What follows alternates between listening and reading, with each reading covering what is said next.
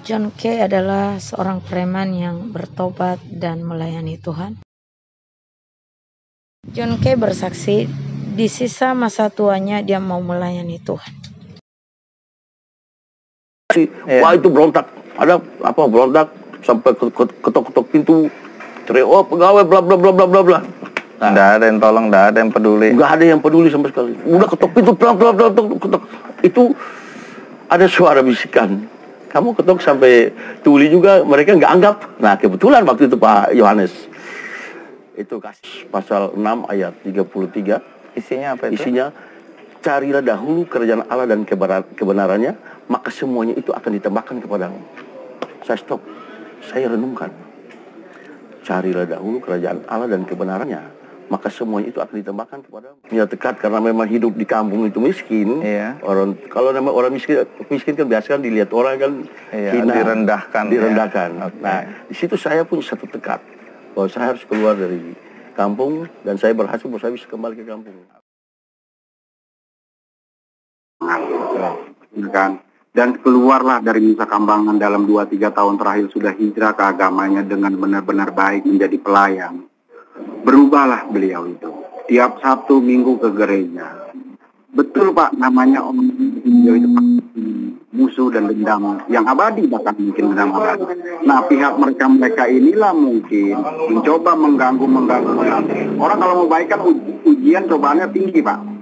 Nah, jadi saya pikir itu yang kami coba buka kepada siapapun nanti, bahkan itu yang harus kami perjuangkan, karena saudara John Kay ini sudah berubah jauh, sudah hijrah. Nah, yang paling perlu kami garis bawahi bahwa untuk masyarakat juga. Anda tahu betul itu soal ini Pak Anton? Anda dekat dengan John Kay? Dekat. Oke, sudah berubah, Anda bisa ceritakan? Sudah. Bahkan kami bisa membawa pendeta-pendetanya bagaimana dalam Nusa Kambangan, ketika di Nusa Kambangan, sampai sekarang pun masih menjadi pelayan gereja ya namanya. Karena saya Islam, saya agak kurang paham dunia Kristen. Nah, jadi memang cukup tinggi. Lalu ketika dalam pelayanan itu, wah luar biasa beliau itu. Dan bahkan ada WA itu. Luar biasa bagaimana, Bung Anton? Wah luar biasa dengan doanya ya. Saya enggak ikutin Pak. Karena itu kan agama lain. Tapi yang perlu saya garis bawahi Pak, sedikit saja, bahwa kita bukan membela John Kay itu si A atau John Kay itu si B. Tapi namanya orang kalau sudah dituduh, disangka, kami sebagai profesi pengacara harus membela orang Pak. Kita uji dulu apakah dia salah. Ya kan, jangan langsung menjudge, kata polisi dia ada begini-begini, kata si ini kata dia begini-begini. Tidak boleh Pak. Sebelum diputuskan inkrah, itulah perbuatannya. Meskipun pihak kepolisian sudah mengatakan bahwa mengantongi bukti terkait perintah perusakan ataupun nantilah. Ya, nantilah. Karena ini masih dalam penyidikan. Karena kami sedang tim penasihat hukum sedang mengkaji terus bukti-bukti yang ada. Karena kami advokasi semua ya, keluarga Bang John Kay dan anak buahnya semua. Bang, ini kan Nuski juga lagi diperiksa di dalam. Apakah tim hukum dari Bang John Kay ini sempat bertemu tadi dengan pengacaranya? Karena tadi sebelum meninggalkan kediaman, Bang Nuski sempat bilang kita damai-damai saja lah, kita ini keluarga. Ada arahan ke sana mungkin Bang? Ada. Kami belum pernah ketemu. Kami tim penasihat hukum belum pernah ketemu. Walaupun kami juga dengar Nuski itu ada di sini, tapi kami belum bicara itu, karena itu bukan ranah kami dulu. Kami masih dalam konsentrasi penyidikan. Bang, untuk mempertegas berarti pihak kuasa hukum membantah dong kalau polisi menyebut John Kay memerintahkan anak buahnya untuk tentu itu kami membantah, karena tidak ada bukti sama sekali, tapi tetap ini masih dalam penyidikan. Jadi biarkanlah dulu oleh penyidik, kita lihat nanti seperti apa perkembangannya. Berarti kalau bukti yang selama ini diklaim bahwa ada terlihat di dalam grup WhatsApp, mungkin di handphone yang telah disimpan. Itu kata siapa saya nggak tahu, kawan-kawan dari siapa. Karena kan yang ada itu harus di penyidik dulu, ya, baru di kejaksaan, baru sudah.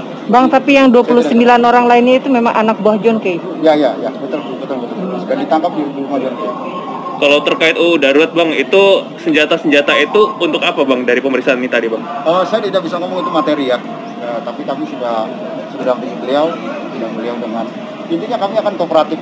Kami akan kooperatif karena kami taat hukum, begitu. Setelah undang-undang darurat, materi apa lagi yang akan disampaikan? Setelah ini Kosambi. Yang pembunuhan di Kosambi itu. Kira-kira sekitar jam berapa? Jam lagi? 1 jam lagi nanti konferensi pers langsung dengan Bang Didi. Terkait dengan kepemilikan senjata api, ada pembahasan? Betul, itu tetap materi ya. Mohon maaf. Ya, jadi kami untuk Bang John K ini tetap harus dikedepankan ya. Presumption of innocent ya. Bahwa ada asas praduga tak bersalah ya. Tidak boleh kita langsung menyalahkan seseorang sebelum ada kekuatan yang tetap, itu satu. Yang kedua, Bang John K itu sudah diperiksa semalam sampai tadi tentang undang-undang darurat senjata tajam.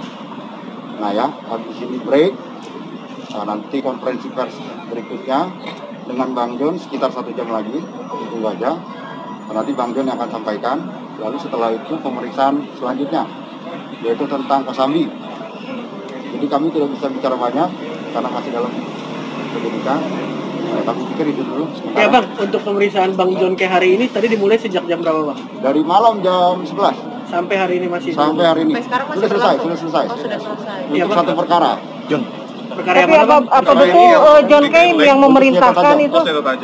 Bang, apa betul John K yang memerintahkan? Tidak. Nantilah. Ya, nantilah. Karena ini masih dalam penyidikan. Karena kami sedang tim penasihat hukum sedang mengkaji terus bukti-bukti yang ada. Karena kami advokasi semua ya, keluarga Bang John K dan adik-adik anak buahnya semua. Bang, ini kan Nusky juga lagi diperiksa di dalam. Apakah tim hukum dari Bang John K ini sempat bertemu tadi dengan pengacaranya? Karena tadi sebelum meninggalkan kediaman, Bang Nusky sempat bilang kita damai-damai saja lah, kita ini keluarga. Ada arahan ke sana mungkin Bang? Ada. Kami belum pernah ketemu. Kami tim penasihat hukum belum pernah ketemu.